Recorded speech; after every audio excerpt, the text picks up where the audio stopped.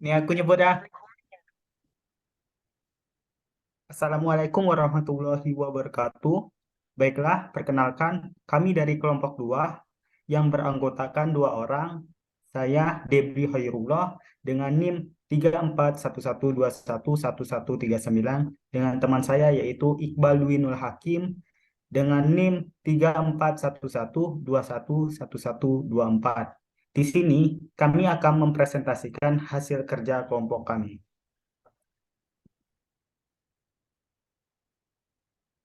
Untuk pertemuan 8, untuk Iqbaluddin Hakim dipersilakan. Oke, materi pertemuan ke-8, yaitu pemodelan jaringan komunikasi. Komunikasi data merupakan gabungan dari teknik telekomunikasi dengan teknik pengolahan data, dan kita dapat memahami terlebih dahulu beberapa istilah seperti berikut. Secara umum, komunikasi data dapat dikatakan sebagai proses pengiriman informasi atau data yang telah diubah dalam suatu kode tertentu, yang telah disepakati melalui media listrik atau elektronik. Kemudian yang kedua, sistem komunikasi data adalah jaringan fisik dan fungsi yang dapat mengakses komputer untuk mendapatkan fasilitas seperti menjalankan program, mengakses basis data, melakukan komunikasi dengan operator lain, sedemikian rupa sehingga semua fasilitas berada pada terminalnya maupun secara fisik berada pada lokasi yang terpisah. Kemudian terdapat beberapa faktor pertimbangan dalam komunikasi data. Yang pertama, pengsinyalan atau signaling adalah suatu prosedur atau protokol yang harus dilaksanakan terlebih dahulu sebelum pengiriman informasi dimulai. Kemudian yang kedua ada media transmisi. Eh, Dapat melayani berbagai jenis alat. Karakteristik transmisi yaitu lebar frekuensi yang dapat ditampung, redaman, daya yang dapat ditampung, waktu yang dibutuhkan. Kemudian yang ketiga, cara penomoran harus unik dan mengikuti rekomendasi. Kemudian yang keempat ada cara menyalurkan hubungan atau routing. Kemudian yang terakhir ada cara menghitung kos atau biaya yang harus dikeluarkan baik untuk perangkat atau jasa yang dibutuhkan. Selanjutnya untuk teknik penyambungan dalam komunikasi data juga terdapat dua jenis, yaitu yang pertama komunikasi dari titik ke titik, point to point, di mana informasi dari sumber hanya diberikan kepada satu penerima saja. Kemudian yang kedua komunikasi dari titik ke segala penjuru atau broadcasting, di mana informasi disebarkan ke setiap jaringan. Jaringan komputer adalah segenap perangkat telekomunikasi yang dapat menghubungkan pemakaiannya, umumnya manusia, dengan pemakai lain, sehingga kedua pemakai tersebut dapat saling bertukar informasi. Dalam proses pengiriman data, terdapat proses pembungkusan, yang disebut dengan enkapsulasi. Sedangkan proses pembongkaran data layer-layer tersebut hingga ke penerima disebut dekapsulasi. Dalam OSI reference model, proses enkapsulasi yang terjadi pada lapisan terendah umumnya disebut sebagai framing. Sedangkan proses dekapsulasi data adalah proses pelepasan header-header yang telah ditambahkan pada paket data yang dikirim tersebut agar sesuai dengan jenis data di layer yang lebih rendah. Header yang telah ditambahkan saat proses enkapsulasi satu persatu dilepaskan pada layer-layer tertentu. Berikut beberapa layer yang ada dalam OSI. Terdapat 7 layer dalam proses komunikasi data. Pada komputer disebut dengan OSI layer, yaitu yang pertama ada application layer sebagai lapisan ke-7, kemudian yang kedua ada presentation layer yang berada di lapisan ke-6. Kemudian ada session layer berada di lapisan ke-5. Kemudian ada transport layer yang ada di lapisan ke-4. Kemudian ada network layer berada di lapisan ketiga. Kemudian ada data link layer yang berada pada lapisan kedua. Kemudian ada physical layer yang berada pada layer lapisan pertama. Selanjutnya materi pada pertemuan 9, em, yaitu sistem sandi. Dalam menyalurkan data dari satu perangkat ke perangkat lainnya, seperti yang dibahas di 7 OSI layer sebelumnya, di setiap layer data tidak bisa dikirimkan secara langsung. Data tersebut perlu diubah supaya dapat dimengerti oleh pihak pengirim maupun penerima. Untuk itu, setiap layer atau terminal akan mengubah data ke dalam bentuk khusus. Pengubahan ini yang dikenal dengan sistem coding atau sistem sandi. Beberapa faktor-faktor yang mempengaruhi sistem coding, jenis-jenis sandi, dan karakter data antara lain. Yang pertama ada spektrum sinyal, yang kedua ada kemampuan sinkronisasi, yang ketiga ada kemampuan pendeteksi error, yang keempat ada ketahanan terhadap gangguan, yang kelima ada biaya dan kompleksitas. Suatu rangkaian pengubah pesan bermakna, misal desimal, menjadi sandi tertentu, misal biner, disebut encoder atau penyandi. Dan sebaliknya, rangkaian pengubah sandi tertentu kembali menjadi pesan yang bermakna disebut decoder atau pembaca sandi. Terdapat beberapa jenis sandi. Yang pertama ada ASCII, kemudian yang kedua ada sandi Baudot code, yang ketiga ada sandi 4 atau 8, kemudian ada BCD atau binary code desimal, kemudian ada BCH atau binary code hexadesimal, selanjutnya ada EBCDIC atau Extended Binary Code Decimal Interchange Code. Kemudian ada sandi excess 3, kemudian ada sandi gray.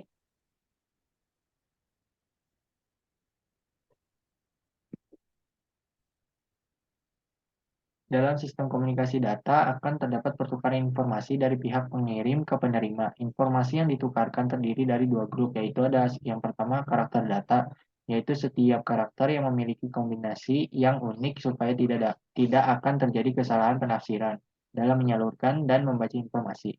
Kemudian yang kedua ada karakter kendali, yaitu beberapa karakter yang diposisikan untuk mengontrol transmisi data, mengontrol bentuk format data, mengontrol hubungan naluri data, dan mengontrol fungsi fisik terminal. Karakter kendali biasanya dibedakan menjadi 4, yaitu yang pertama ada transmission control, digunakan untuk mengendalikan data pada saluran dan membentuk jenis-jenis informasi yang lebih mudah dikenali oleh pihak penerima.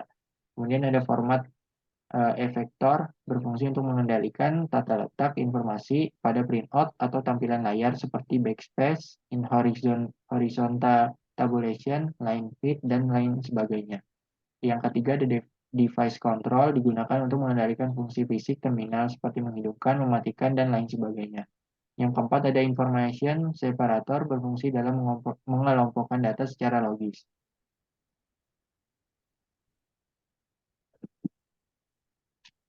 Kemudian materi pada pertemuan ke-10, yaitu sinyal dan modulasi. Sinyal merupakan gelombang elektromagnetik yang digunakan untuk mentransmisikan data atau informasi dari suatu tempat ke tempat lainnya. Sinyal juga dapat diartikan sebagai kode yang mengandung informasi. Sinyal dapat dibedakan menjadi dua jenis, yaitu sinyal analog dan sinyal digital. Sinyal analog merupakan sinyal dalam bentuk gelombang yang kontinu. Sinyal analog memiliki bentuk seperti sebuah gelombang dan membawa informasi dengan mengubah karakteristik gelombang tersebut. Sinyal digital merupakan sinyal dalam bentuk pulsa yang bersifat diskrit yang ditransmisikan dalam bentuk bit-bit biner 0 dan 1. Sinyal digital memiliki nilai-nilai diskrit untuk setiap titik samping pada data.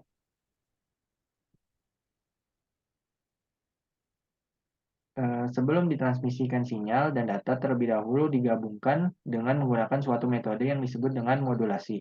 Dengan demikian, modulasi merupakan penggabungan bentuk sinyal, data, dan sinyal pembawa untuk mentransmisikan informasi. Modulasi bertujuan agar proses transmisi menjadi efisien dan meminimalisir dari gangguan noise. Modulasi dibagi menjadi dua, yaitu modulasi analog dan modulasi digital.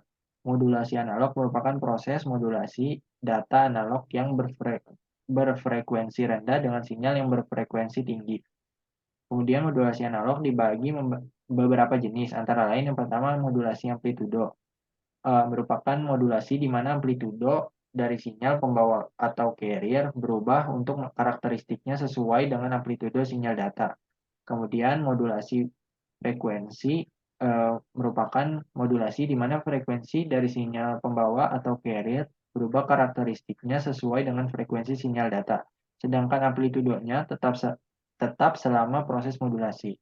Kemudian ada modulasi fase, merupakan modulasi di mana fase dari sinyal pembawa atau carrier berubah karakteristiknya sesuai dengan fase sinyal data. Sedangkan amplitudonya tetap selama proses modulasi.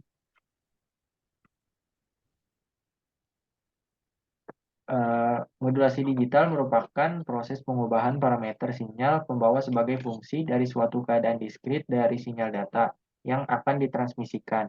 Modulasi digital menggunakan teknik dasar yang berbasis keying. Keying merupakan teknik modulasi di mana salah satu nilai-nilai yang telah ditentukan diambil oleh sinyal data. Tujuan dari modulasi digital ini yaitu untuk mentransmisikan sinyal digital melalui saluran analog.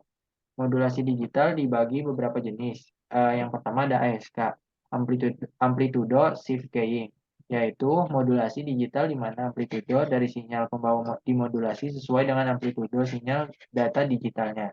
Kemudian ada FSK, frekuensi shift keying, yaitu modulasi digital di mana frekuensi dari sinyal pembawa dimodulasi sesuai dengan frekuensi sinyal data digitalnya.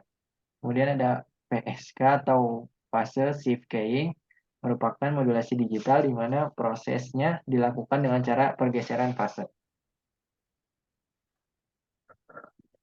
Baiklah, saya akan melanjutkan dari Iqbal Dwinul Hakim. Jadi yaitu pertemuan 11 tentang deteksi dan koreksi error. Flow control adalah suatu teknik untuk memastikan atau meyakinkan bahwa suatu stasiun transmisi tidak menumpuk data pada suatu stasiun penerima.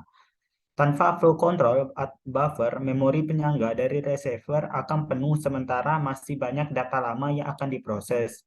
Ketika data diterima, harus dilaksanakan sejumlah proses sebelum buffer dapat dikosongkan dan siap menerima banyak data. Ada beberapa bentuk dari flow control antara lain A.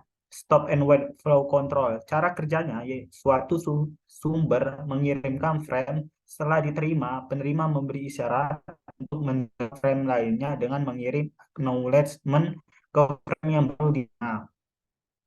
Pengirim atau sumber harus menunggu sampai menerima acknowledgement sebelum mengirim frame berikutnya. Penerima kemudian dapat menghentikan aliran data dengan tidak memberi acknowledgement. Frame yang dikirimkan tidak akan menjadi masalah jika ukuran datanya tidak terlalu besar. Jika data yang dikirim besar, maka secara otomatis jumlah frame akan bertambah sehingga menyebabkan stop and wait control menjadi tidak efisien. Yang kedua yaitu sliding window flow control. Masalah utama yang dimiliki oleh stop and wait control adalah bahwa hanya satu frame yang dapat dikirimkan pada saat yang sama. Dalam keadaan antrian bit yang akan dikirimkan lebih besar daripada panjang frame A lebih besar dari satu, maka diperlukan suatu langkah efisiensi atau memperbolehkan pengirim lebih dari satu frame pada saat yang sama. Dalam langkah ini ditambahkan juga label pada setiap frame yang telah masuk sebagai penanda sudah sejauh mana frame tersebut diterima. Sliding window flow control ini mengizinkan untuk mengirim lebih dari satu frame. Receiver juga memiliki sebuah buffer untuk menampung antrian frame yang masuk dengan syarat setiap frame yang masuk diberi nomor. Nomor tersebut nantinya akan digunakan sebagai penanda yang akan diloncati tiap ukuran file. Frame yang masuk akan dinomori dengan modulo. B. Deteksi kesalahan. Ada dua pendekatan yang bisa digunakan untuk mendeteksi error, yaitu forward error control. Karakter yang ditransmisikan atau disebut juga frame berisi informasi tambahan sehingga apabila penerima mengalami kesalahan, penerima tidak hanya bisa mendeteksi kesalahan saja, tetapi juga bisa menjelaskan letak kesalahan tersebut.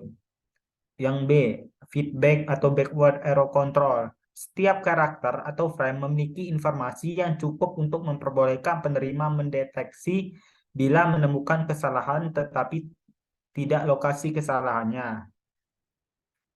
Feedback error control dibagi menjadi dua bagian, yaitu yang pertama, teknik yang digunakan untuk deteksi kesalahan, dan yang kedua yaitu kontrol algoritma yang telah disediakan untuk mengontrol transmisi ulang. Dan yang terakhir yaitu koreksi kesalahan. Metode yang digunakan antara lain substitusi simbol. Bila ada data yang rusak, maka komputer penerima mengganti bagian tersebut dengan karakter lain, seperti karakter sub yang nerupa tanda tanya terbalik. Jika pemakai menjumpai karakter ini atau pada program pengolah kata, maka berarti data yang diterima mengalami kerusakan. Selanjutnya, perbaikan dilakukan sendiri. Dan yang B, menerima data koreksi. Data yang dikirimkan harus ditambah dengan kode tertentu dan data duplikat. Bila penerima menjumpai kesalahan pada data yang diterima, maka perbaikan dilakukan dengan mengganti bagian yang rusak dengan data duplikat. Cara ini jarang digunakan. Yang C yaitu kirim ulang. Cara ini merupakan cara yang paling sederhana, yaitu apabila komputer penerima menemukan kesalahan pada data yang diterima, maka selanjutnya meminta komputer pengirim untuk mengulang pengiriman data. Selanjutnya yaitu pertemuan ke-12 tentang multiplexing. Multiplexing adalah teknik yang digunakan untuk menggabungkan dan mengirimkan beberapa aliran data melalui satu media. Proses penggabungan aliran data digunakan sebagai multiplexing dan perangkat keras yang digunakan untuk multiplexing dikenal sebagai multiplexer atau MUX. Tujuan multiplexing ini adalah menyatukan berbagai data dari berbagai aplikasi atau berbagai perangkat jaringan tertentu agar bisa dilewatkan ke dalam satu media transmisi, baik media wireless ataupun media kabel atau wired. Konsep dan cara kerja dari multiplexing yang pertama yaitu jalur input sebanyak N ditransmisikan melalui multiplexer dan multiplexer menggabungkan sinyal untuk membentuk sinyal komposit, di mana sinyal komposit adalah sinyal multi-channel yang terdiri dari kumpulan beberapa sinyal independen. Dan yang kedua yaitu sinyal komposit dilewatkan melalui demultiplexer dan demultiplexer memisahkan sinyal komposit ke sinyal komponen atau single channel sesuai jumlah input pengiriman dan mentransfernya ke tujuan masing-masing. Terdapat beberapa jenis metode multiplexing, yaitu frekuensi division multiplexing. Adalah teknik analog di mana bandwidth yang tersedia dari media transmisi tunggal dibagi menjadi beberapa saluran. Yang kedua yaitu wavelength division multiplexing. Adalah hampir sama dengan FDM. Bedanya sinyal optik ditransmisikan melalui kabel serat optik. Dan yang ketiga yaitu time division multiplexing adalah teknik untuk mentransmisikan dua atau lebih sinyal melalui saluran telepon, saluran radio, atau media lain yang sama. Selanjutnya yaitu pertemuan 11 tentang data link control. Data link control atau data link protokol merupakan proses terkirimnya data atau komunikasi melalui sebuah siklus komunikasi data yang terlaksana dengan penambahan control layer dalam tiap alat yang berperan dalam proses komunikasi. Adapun yang dimaksud dengan data link ialah media transmisi antara device ketika suatu prosedur data link control digunakan. Data link control membutuhkan lapisan-lapisan logika atau layer of logic di atas hardware untuk mengelola pertukaran data yang melewati sebuah link. Untuk mengelola pertukaran data tersebut dibutuhkan langkah-langkah di antaranya. Yang pertama yaitu sinkronisasi frame atau frame synchronization. Dan yang kedua yaitu kontrol aliran data. Dan yang ketiga yaitu kontrol kesalahan. Yang keempat yaitu pengalamatan. Dan yang kelima yaitu kontrol dan data. Dan yang keenam yaitu link management. Selanjutnya yaitu pembahasan data link control ini ada pada bagian kontrol aliran data atau data flow control. Data flow control berfungsi untuk memastikan entitas pengirim atau transmitter tidak membanjiri entitas penerima atau receiver. Tanpa flow control, buffer dari receiver akan penuh ketika sedang memproses data lama. Karena ketika data diterima harus dilaksanakan sejumlah proses sebelum buffer dapat dikosongkan dan siap menerima banyak data. Data flow control juga dapat dipengaruhi oleh waktu transmisi, yakni waktu yang dibutuhkan untuk memancarkan semua bit dalam satu frame ke media komunikasi. Data flow control juga dipengaruhi waktu propagasi, yakni waktu untuk sedikit untuk melintasi link. Bisa jadi memang tidak ada kesalahan atau error yang tercipta dari proses data flow control. Namun, sangat besar kemungkinan untuk terjadi berbagai penundaan atau delay karena berbagai sebab. Dalam penerapan seringkali terjadi error saat melakukan pengiriman data, sehingga sering sekali terjadi kehilangan data rusak, atau malah jadi tidak beraturan. Parameter yang digunakan untuk menentukan error atau tidaknya sebuah pengiriman data adalah dari ACK dan timeout-nya, yaitu dibagi menjadi dua, yaitu mekanisme stop and wait (ERC) Dan yang kedua yaitu mekanisme go back and hierarchy. Jadi ini adalah pembagian tugasnya. Jadi untuk pembagian tugas pertama untuk Iqbal Dwi Nur Hakim itu tentang pertemuan 8 yaitu pemodelan jaringan komputer, dan pertemuan 9 yaitu sistem sandi, dan pertemuan 10 yaitu tentang sinyal dan modulasi. Sedangkan untuk Debri Khairullah itu tentang pertemuan 11 pemodelan jaringan komputer, pertemuan 12 yaitu tentang sistem sandi, dan yang terakhir yaitu pertemuan 13 yaitu sinyal dan modulasi.